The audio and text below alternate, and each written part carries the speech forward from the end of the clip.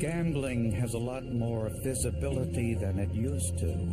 It's on the internet, it's on prime-time television, and it's almost a varsity sport on some college campuses.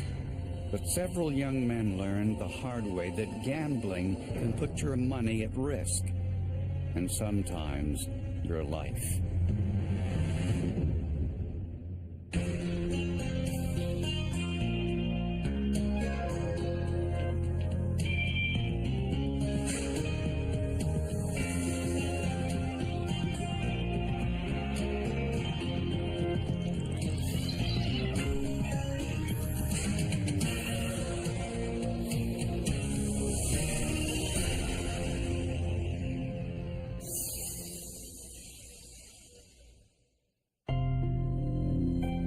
Gambling isn't confined to casinos, church bingo, and backroom card games anymore. Now, it's everywhere.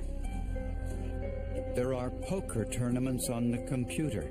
You can play sports wagers offshore, and you can play the daily lottery, now run by local governments. 28-year-old Jason McGuigan saw gambling as a way to have fun and also make a living. He dabbled in casino gaming, but his real love was sports handicapping. He was known to wager thousands of dollars on a single event. He was not a bookie. He had made the offer to quite a few people that if you give me some money, I'll sign you up with a betting service and give you advice. He was essentially trying to sell his advice. McGuigan had spent some of his time with his associates and acquaintances boasting about the gambling. He almost was starting to emerge as sort of a wannabe gangster. On a warm June afternoon, Jason Zahn stopped by his apartment to pick up an old computer. She found the back door open. Inside were the remnants of a massacre. Jason McGuigan is laying on his back on the bed with his feet curling over the bed to the floor. McGuigan had been shot twice with a 9mm handgun. Jason's two friends, Daniel Swanson and Dustin Wilson, were shot to death in the living room. It could have been a professional hit just because of the way these bullets went into people. Inside Jason's apartment was a receipt for a 9mm Glock pistol. He had purchased it just a few weeks earlier, but the gun wasn't found in the apartment. Also missing was the key to Jason's bank's safe deposit box. Investigators believe Jason McGuigan was the intended target, and that his two friends sleeping in the living room were simply in the wrong place at the wrong time. It's just totally unexpected. He didn't really have any enemies that we knew of at all. So when this happened, it was a big surprise to us. Jason, Dustin, and Daniel, they were just normal kids, trying to make something out of their life. They weren't bad kids. When local news agencies reported the murders, a witness came forward with some revealing information. A few hours before the murders, the witness saw three men in a Cadillac Escalade shouting obscenities and making inappropriate gestures to an Asian man in the car behind them. She remembers it clearly. She thought it was a road rage incident, and these three white kids were somehow racially attacking this Asian kid. The witness identified the three men in the Escalade as Jason McGuigan, Daniel Swanson, and Dustin Wilson, the three murder victims. In a case that had so many stunning revelations, this one ranked right up there with it. Police in Verona, Wisconsin were investigating a triple homicide. An an analysis of the crime scene indicated that Jason McGuigan's two friends were killed first as they slept in the living room. The killer took Jason into the bedroom. There was some sort of discussion before he too was killed. In a search for suspects, police learned that Jason McGuigan and his upstairs neighbor Todd Vincent got into a fight a week or two before the murder. McGuigan had slapped Todd. Todd retaliated by choking Jason or throwing Jason to the ground. Jason reported it to the police. It turns out that there wasn't enough of a conflict there that anybody even got charged. Todd denied any involvement in the murders. Gunshot residue tests on his hands were negative, but he said something curious, that he didn't hear any gunshots from Jason's apartment.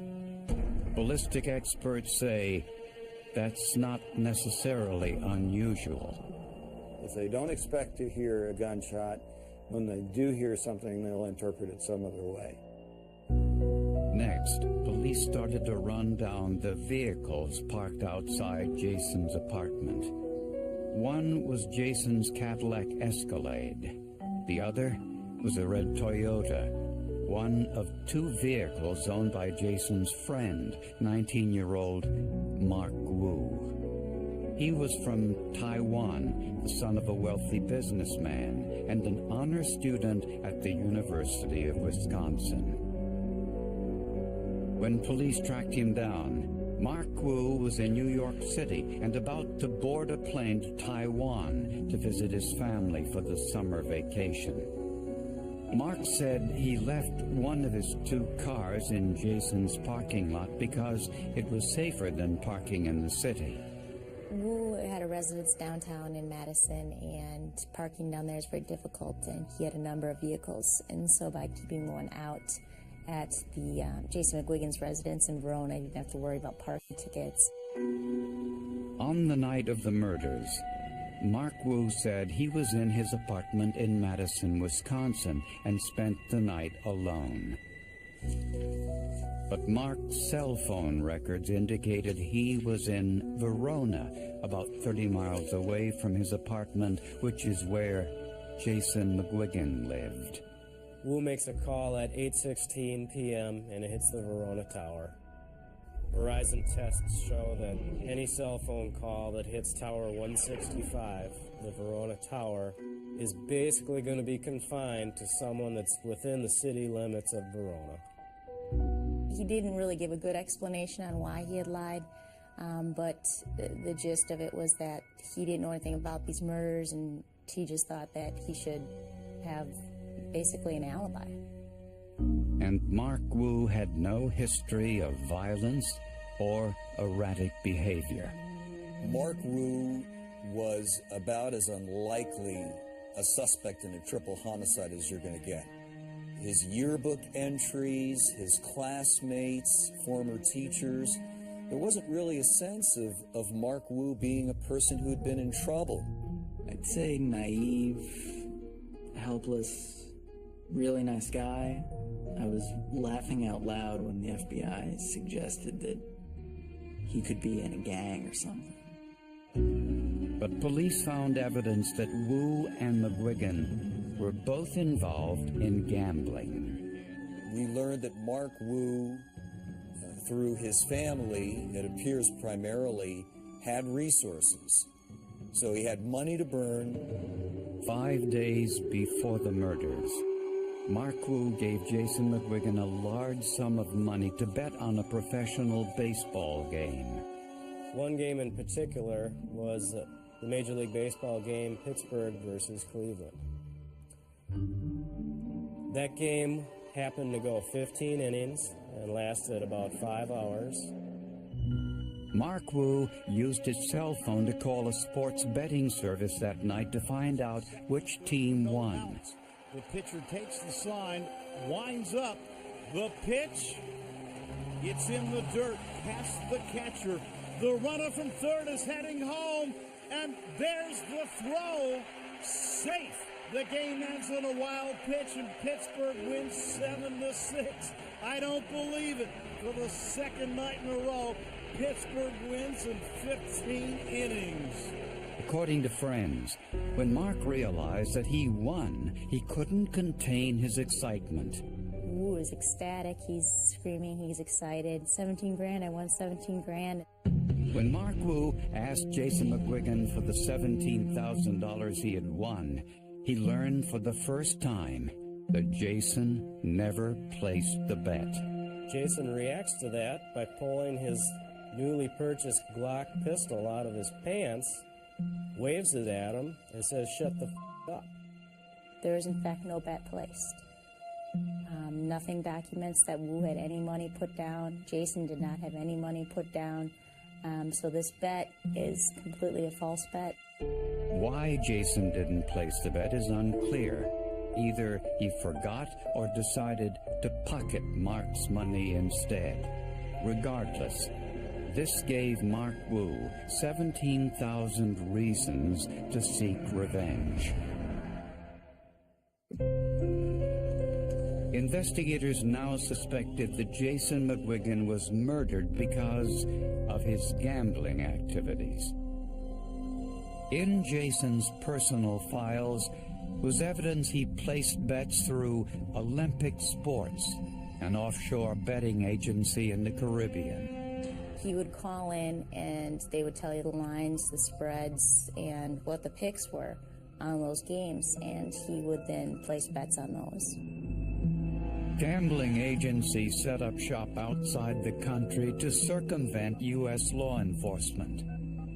All of his bets throughout his entire account history with Olympic Sports were made by telephone. Olympic Sports records all incoming phone calls, and the reason they do that is just in case somebody has an argument over whether or not they made a bet or did not make a bet.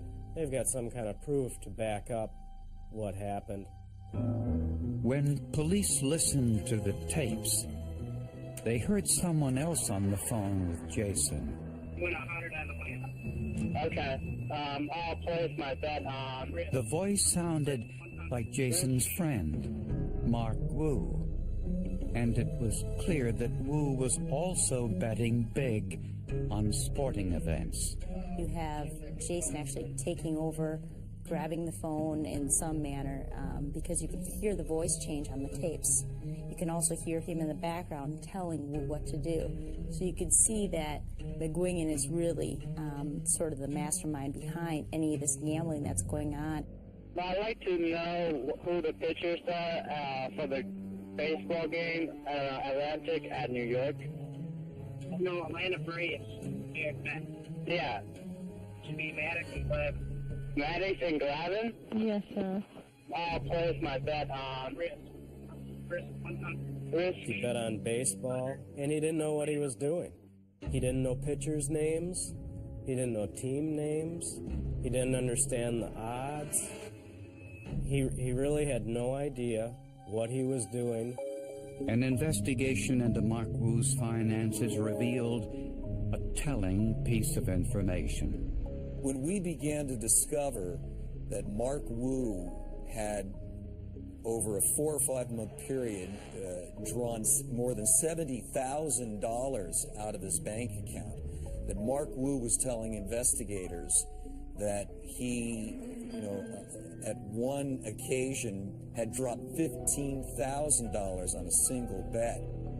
And investigators already knew there was a disagreement about the baseball bet, and that Mark Woo believed Jason owed him $17,000. So it tells us that there's definitely some money issues going on between the two of them, and they're very severe in nature. Mark gave police permission to search his apartment. They found no bloody clothes or weapons. But in the parking lot was the second vehicle Mark Woo owned. This one was silver, like the one seen following Jason McGuigan the afternoon before the murders. Inside was the owner's manual for a Glock 9mm pistol, like the one missing from Jason's apartment, the same caliber weapon used in the murders. Ballistic expert Bill Newhouse compared the shell casings from the murder scene to the ones provided by the manufacturer when Jason purchased the weapon. It was clearly printed as having been cartridge casings fired in, and it specified the Glock pistol, which had been fired in, with the serial number, and really nice information that we don't see very often. They matched, proving that it was Jason's own weapon that killed him. That's the only time I've encountered that in 30-some years of doing these kind of cases. Hoping to find the murder weapon, police searched the garbage dumpster behind Mark Wu's apartment. Instead, they found a pair of sandals in a white plastic bag, along with some of Mark Wu's credit card receipts. Police also checked other dumpsters in a 4-block radius. They find out specifically where that particular garbage would be dumped. And they dig, and they, do that dirty work that so often is the key to solving crime. And they find this gun case. We found 2 halves of a Glock gun case. They're more of a plastic nature. They were snapped in half, and one was tied off in one baggie and one was found independently. To see if the case contained any fingerprints, forensic analyst Mike Riddle used superglue fuming, a process where the chemicals from heated superglue adhered to finger oils. You hang it in there with super glue over a heat source and add a little bit of humidity to it, and the fatty acids in the fingerprints absorb the super glue and harden and set the print. Riddle saw what he thought might be some partial prints and used yellow dye to enhance the image. These partial prints were in an unusual location.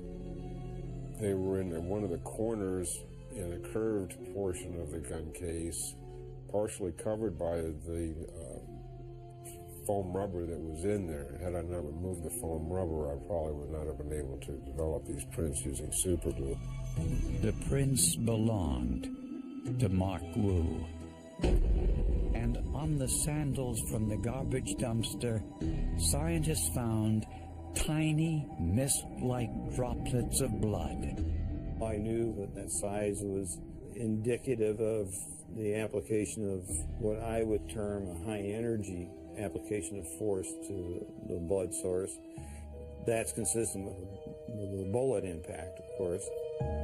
DNA testing revealed the blood on the sandals came from the youngest murder victim, 17-year-old Dustin Wilson. Ironically, the dumpster should have been empty the day after the murders, but the garbage truck driver didn't pick up that day. We spoke to the garbage collector, and he admitted that he often fibs on the document, indicating that he did pick it up when in fact he does not pick it up.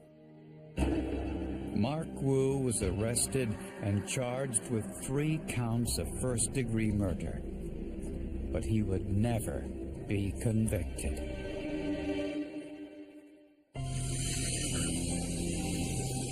Mark Wu's parents flew to the United States from Taiwan because they sensed trouble. Mark had withdrawn over $70,000 from his bank account and wouldn't give his parents an explanation. Wu had been involved in some sort of money losses, and in their words, hadn't been a very good boy, and they were taking him back to Taiwan to make him sort of a good boy again.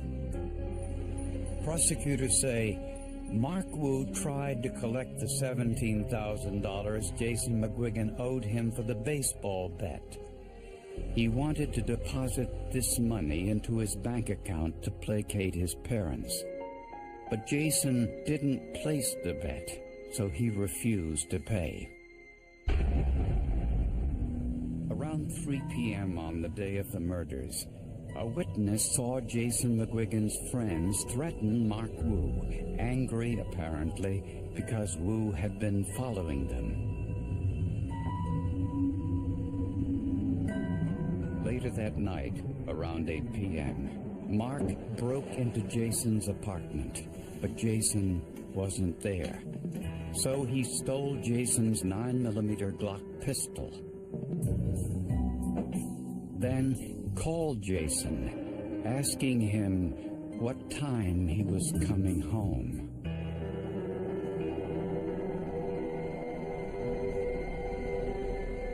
Mark Wu returned to Jason's apartment around midnight, and Jason still wasn't there.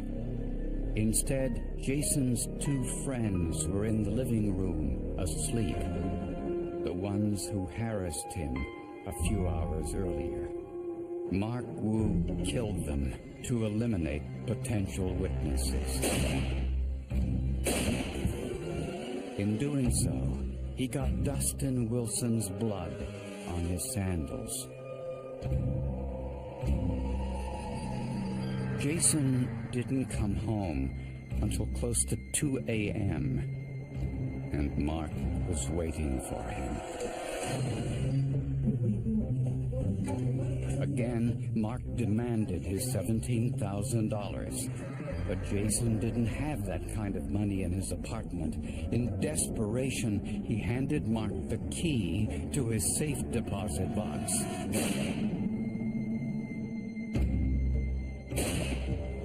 Then Mark shot Jason with his own gun.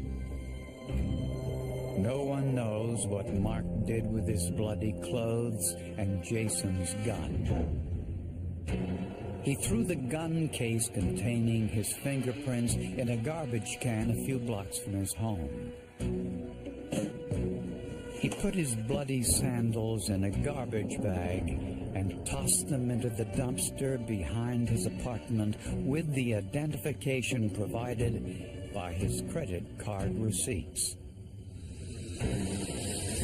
The next morning, Mark flew to New York City with his parents. They were about to leave for Taiwan when police intervened.